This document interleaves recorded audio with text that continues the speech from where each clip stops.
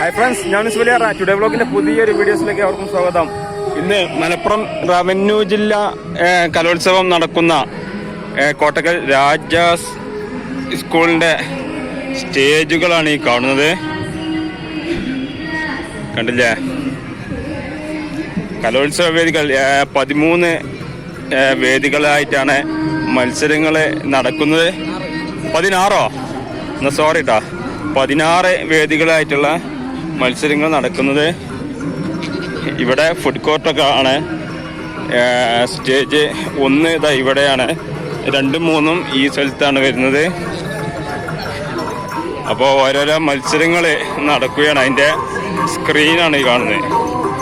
വിവിധ സ്റ്റേജുകളിൽ പ്രവർത്തിക്കുന്ന ഡിസ്പ്ലേ ഇവിടെ ഉണ്ട്. അപ്പോൾ ഓഫീസും കാര്യങ്ങളൊക്കെ പ്രവർത്തിക്കേണ്ടത് ഇവിടെ കേട്ടാ. ഇതാണ് 4ാമത്തെ സ്റ്റേജ്.